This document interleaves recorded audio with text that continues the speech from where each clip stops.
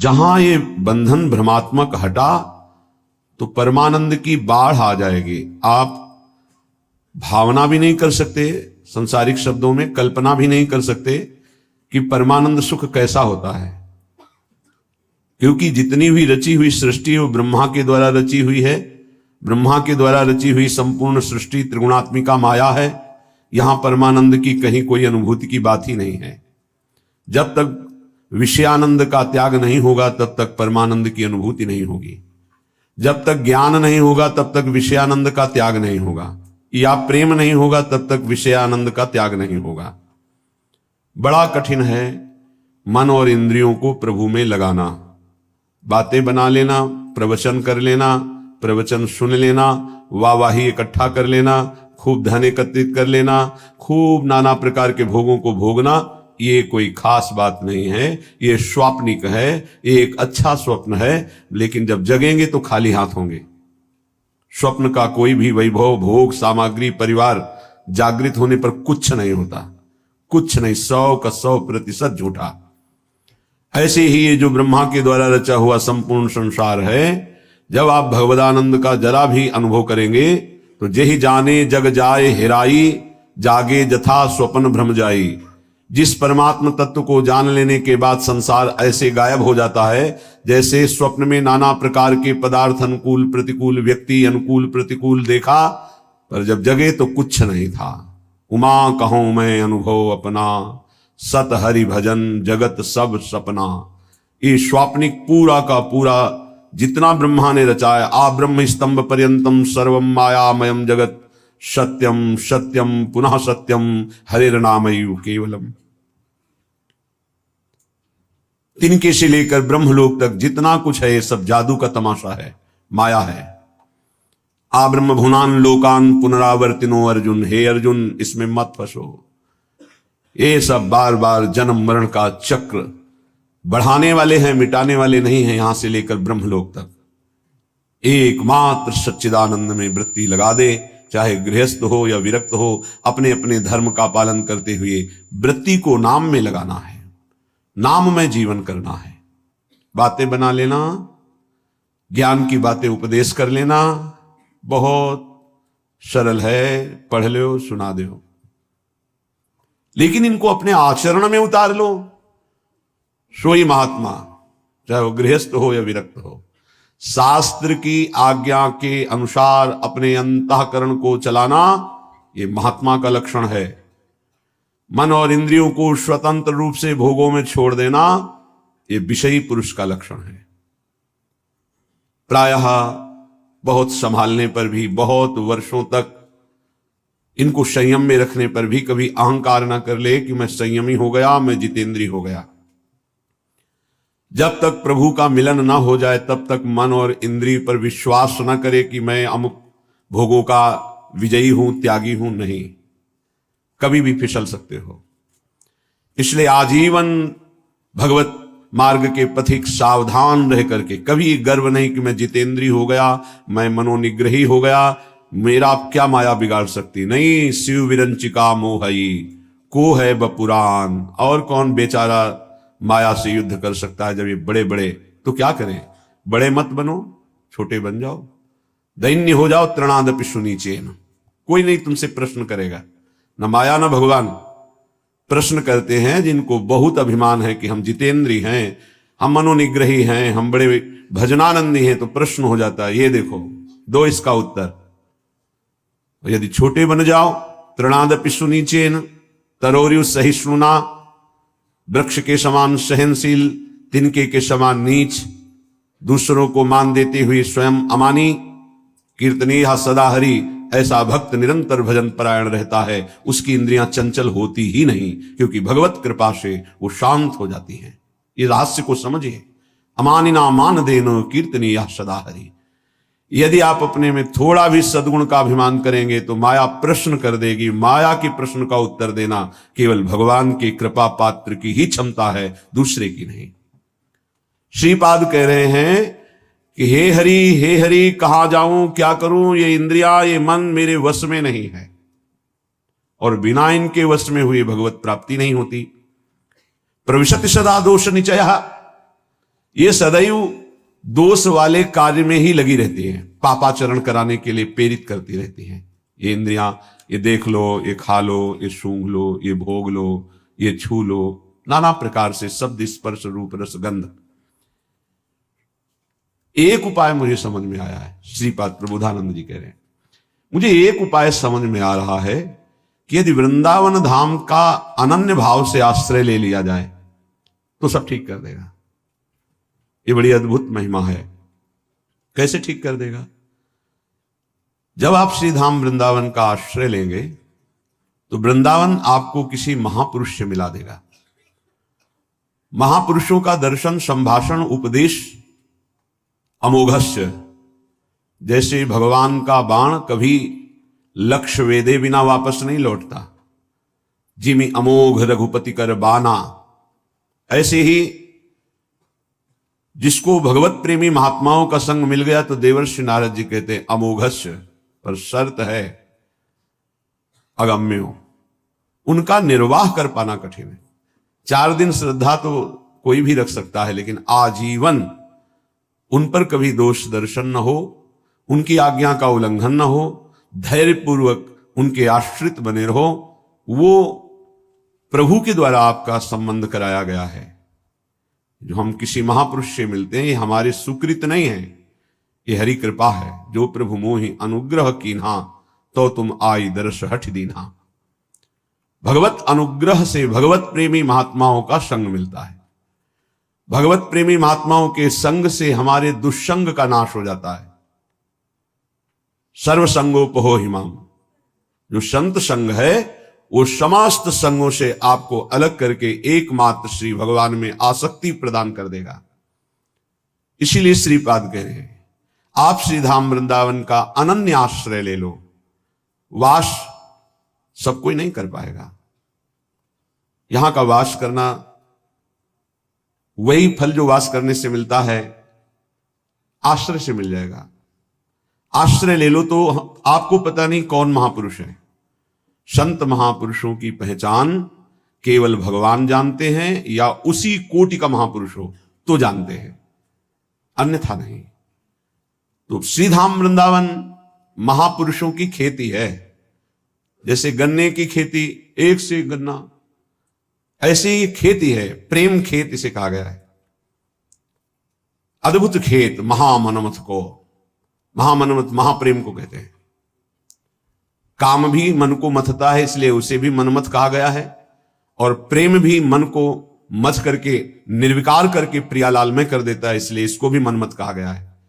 प्रियालाल की लीला गायन में जहां मनमथ शब्द आवे, काम शब्द आवे, तो उसका अर्थ सीधा प्रेम होता है। और संसार के संबंधों में अगर प्रेम भी शब्द कहा जाता है तो काम ही है। देह भाव को लेकर जो भी राग होता है उसे चाहे प्रेम कहो, आसक्ति कहो, काम कहो, मोह कहो, वो है। विशुद्ध अनुराग प्रेम सार्थक होता है स्वरूप में, आत्म तत्व में, देह में नहीं। आत्माओं की परम आत्मा जिसे परमात्मा कहते हैं, ईश्वरों के परम ईश्वर जिन्हें कहते हैं, वो हमारे प्रभु नित्य बिहारी श्री लालजू महाराज हैं। उपासक को जब साधु संग मिले तो समझ ले हमारे इस संसार चक्र का अंतिम जन्म है। इसीलिए भगवान ने कृपा करके हमें साधु समागम दिया है। अध्यात्म का प्रभाव तभी पड़ता है जब ना अर्थ लिया जाए और ना अर्थ दिया जाए। अर्थ लेने की भावना से अध्यात्म का उपदेश देने पर रंग नहीं चढ़ेगा, और अर्थ दे करके अब अध्यात्म सुनने से अर्थ की प्रधानता होने के कारण, रजोगुणी वृत्ति होने के कारण, दैन्यता ना होने के कारण वो उपदेश को ग्रहण नहीं कर पाएगा। जिसके हृदय में केवल भगवत प्राप्ति लक्ष्य है, केवल भगवदानंद लक्ष्य है, उसी लक्ष्य को रख करके चर्चा की जाए। और केवल भगवत कृपा है इसलिए मुझे साधु संग मिला, सुनने को मिला, ये भाव रखा जाए तो कथन और श्रवण से निश्चित भगवत प्राप्ति का मार्ग प्रकाशित हो जाएगा। जब तक भगवदानंद के सिवा और कोई आकांक्षा अंदर रखी जाती है तो उसे कपट कहते हैं। यदि कपट रख करके अध्यात्म की चर्चा की जाए तो उसका कोई प्रभाव न कथन करने वाले पे पड़ता है, न श्रवण करने वाले पे पड़ता है। चौथी भगति मम गुणगन करे कपट तजी गान। ये जो भगवत चर्चा है, स्वांता सुखाय तुलसी रघुनाथ गाथा, ये आत्म सुख के लिए गान की जा रही है। मान प्रतिष्ठा यश कीर्ति रुपया पैसा भोग सामग्री प्रणाम नमस्कार वाहवाही, ये सब इसका लक्ष्य नहीं है। अगर ये लक्ष्य है तो प्रभाव नहीं पड़ेगा, न कथन से न श्रवण से। यदि भगवत आनंद लक्ष्य है तो श्रवण सुनत प्रापक रति राधा पद अम्बुज सुकुमार, सुनने मात्र से प्रियालाल के चरणों की प्रीति हृदय में प्रकाशित हो जाएगी।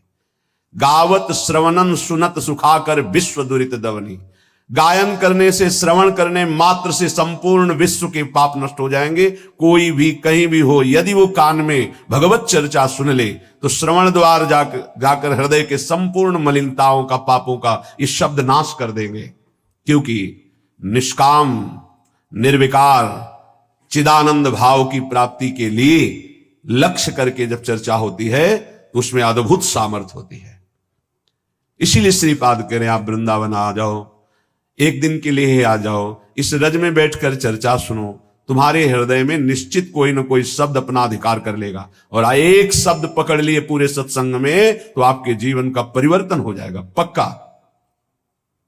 श्रीपाद कह रहे जाति प्राण धनानि यान्तु सुयसो राशि परीक्षीयताम, सद्धर्मा विलयम प्रयान्तु सततम सर्वैश्चर्निर्भर्त्स्यताम्, आधिव्याधि सतेन जीर्यतु वपुर्लुप्तो प्रतिकारतः, श्री वृंदा विपिनम तथापि न मनात् त्यक्तुम ममास्ताम मतिः। न तुम्हारी जाति काम में आएगी, न तुम्हारे प्राण किसी काम के रहेंगे, न तुम्हारा धन तुम्हारे साथ जाएगा, न तुम्हारा परिवार, सब यही छूट जाएगा। देखो, जो पंचभूत हैं वो सबके एक ही हैं, पंचभूतों से बना हुआ है शरीर, जैसे हमारा वैसे ही आपका। इसमें कोई घटा बढ़ी नहीं है कि 80% हमारा 75% आपका 100% उनका, ऐसा नहीं। 100% पंचभूतों से जैसे ये बना है ऐसे आपका बना है, और 100% जैसे हमारा भगवान का अंश स्वरूप है आत्मा, वैसे ही आप सबके, किंचन मात्र कोई अंतर किसी से नहीं। ये जो विविध प्रकार के धर्म, लोक धर्मों की व्यवस्था की गई है वो भगवत प्राप्ति के लिए की गई है। एक दूसरे पर घृणा नफरत लड़ाई झगड़ा ऊंच नीच इसके लिए नहीं की गई। एक लोक धर्म है।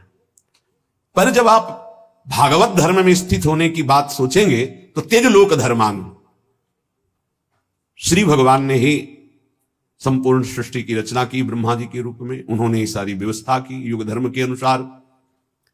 वही भगवान श्री राम जो हरि हैं, जिनके नाभि कमल से ब्रह्मा प्रकट हुए, सबरी जी के सामने बैठे कुश की चटाई पर, बड़े बड़े योगियों के द्वारा पावन किए हुए हृदय कमल में जिनका पधारना कठिन होता है, सबरी माई के सामने बैठे हुए। कौन है सबरी मैया? सब दंडकारण्य के ऋषि, बड़ा ऐसा मतंग ऋषि सबरी की भावना को पहचाना और अपने पास में कुटिया बनाई और कहा, बेटा तुम निश्चिंत होकर यहां भजन करो। ये बड़े बड़े ब्रह्म ऋषि जन क्यों नहीं समझ पाए सबरी जी को कि इतनी उच्च कोटि की महान भक्ता है? क्योंकि उन्हें अपने ब्रह्मणत्व का, अपने तप का, अपने साधन का ब्रह्मणत्व है। ये भगवान किसी की भी कुटिया में नहीं गए, किसी की तरफ देखा नहीं, उनकी तरफ देखा जो सबरी जी पर भाव रखते थे, तो उनसे पूछ लेते थे कि सबरी मैया का आश्रम किधर है। संभाषण कर लिया, देख लिया, आश्रम किसी के नहीं। और जो ऐसा सोचते थे कि मैं तो इतने 1000 वर्ष से तप कर रहा हूं, भगवान तो मेरे यहां आएंगे ही, भगवान ने देखा भी नहीं, संभाषण भी नहीं किया। आश्चर्य है, भगवान सबरी जी के सामने कुशासन में बैठे हुए हैं। सबरी जी एक एक बेर भगवान को दे रही है, जो रोज भाव से चयन करती थी। भगवान उसे बखान बखान के पारे। फिर भगवान सबरी जी की स्तुति करते हैं। जो नवधा भक्ति है वो उपदेश नहीं, क्योंकि भगवान के सामने ही प्रेमाग्नि में शरीर को भस्म करके वो भगवत धाम जा रहे, तो उपदेश दिया जाता है जो आचरण करे। सबरी जी में तो संपूर्ण प्रेम लक्षणा भक्ति का प्रादुर्भाव हो चुका है, जो नवधा भक्ति के बाद होती है। भगवान ने उसमें कहा कि जाति पाति कुल कर्म बढ़ाई, ये सब मैंने माना, मुझे ये कोई रिझा नहीं सकता, मैं अमुक हूं, मैं अमुक हूं, मैं मानव एक भगति कर नाता, एकमात्र मैं भक्ति का नाता मानता हूं, और वो किसी के अहो वत्सो पचतो गरीयान जिभ्या के वर्तते नाम तुभ्यम, वो चांडाल भी जगत पूजनी हो जाता है जिसकी जिभ्या पर भगवत नाम हो। जो भगवान का भक्त हो, चरणोदक लेकर पीना चाहिए, वो चाहे स्वपच हो, चांडाल हो, किसी भी कुल में जन्मा हो।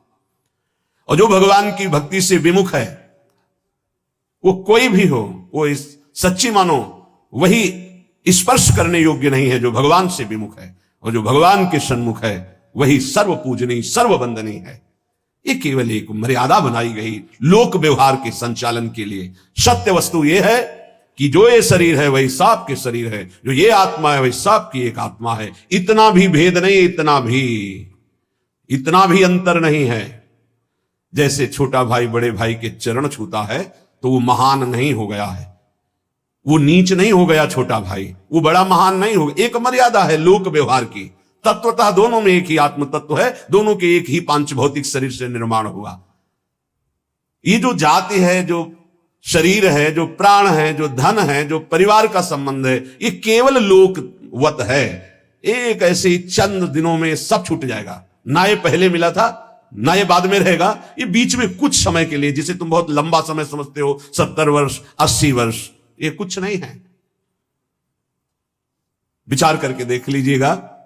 श्रीपाद कह रहे ये सब नष्ट हो जाएगा, छूट जाएगा। जिसलिए आए हो, खास बात उसको तुम भूल गए हो। तुम परम धर्म की प्राप्ति के लिए आए हो। सावई पुंसो परो धर्मो ये तो भक्ति अधोक्षजे।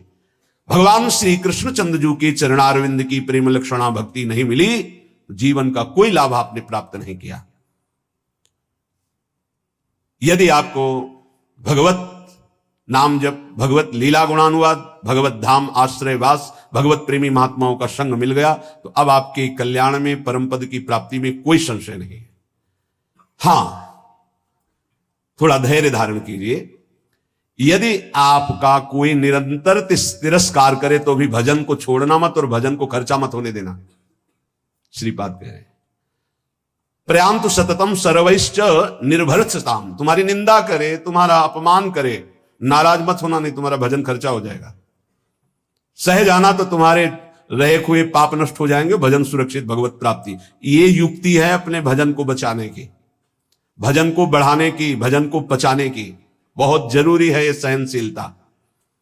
और कह रहे मेरे शरीर को सैकड़ों व्याधियां रोग आ जाएं तो भी निश्चिंत रहना, चिंता मत करना। ना भजन छूटने पावे और ना भजन का प्रयोग करना, तो निश्चित इसी जन्म में भगवत प्राप्ति हो जाएगी।